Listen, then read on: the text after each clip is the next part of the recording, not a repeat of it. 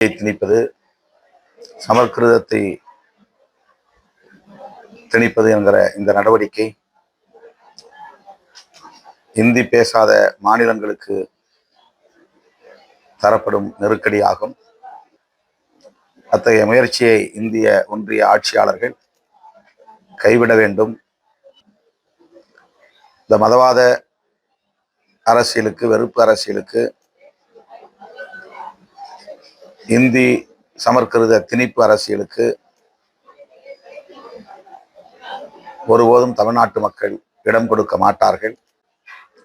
2026 சட்டப்பேரவை பொதுத் தேர்தலில் திமுக தலைமையிலான மதசார்பற்ற முற்போக்கு கூட்டணி மகத்தான வெற்றியை பெறும்.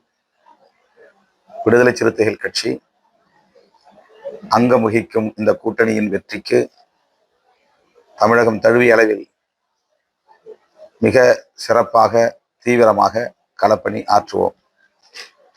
2011 பொதுத் தேர்தலுக்கு பிறகு நாங்கள் உறுதிபட தெரிவித்த நிலைப்பாடு, சாதிய மதவாத அரசியல் கட்சிகளோடு ஒருபோதும் நாங்கள் கூட்டணி வைத்துக் கொள்ள மாட்டோம், அந்த கட்சிகள் இடம்பெறும் கூட்டணியிலும் இருக்க மாட்டோம் என்று அறிவித்தோம். அந்த நிலைப்பாட்டில் இன்றும் நாங்கள் உறுதியாக இருக்கிறோம். திமுக கூட்டணியில் எந்தெந்த கட்சிகள் சேர வேண்டும் என்பது குறித்து திமுக தலைமைதான் முடிவெடுக்க வேண்டும். விடுதலை சிறுத்தைகள் இந்த கட்சியை சேர்க்க வேண்டும், இந்த கட்சியை சேர்க்கக்கூடாது என்று சொல்லுவதற்கு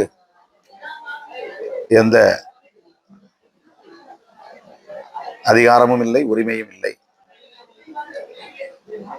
நாங்கள் எங்கள் நிலைப்பாட்டில் உறுதியாக இருக்கிறோம் என்பதை தவிர திமுகவுக்கு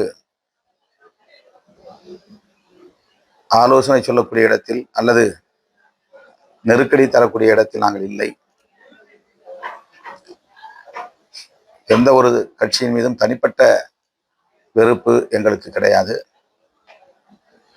கொள்கை சார்ந்து நாங்கள் எடுத்த முடிவில் உறுதியாக இருந்தால்தான் என்னுடைய தலைமையை ஏற்றுக்கொண்ட எங்கள் கட்சி தோழர்களும் என் மீது வைத்துள்ள நம்பகத்தன்மையை காப்பாற்ற முடியும். பொதுமக்களிடையேயும் விடுதலை சிறுத்தைகள் கட்சிக்குள்ள நம்பகத்தன்மையை காப்பாற்ற முடியும்.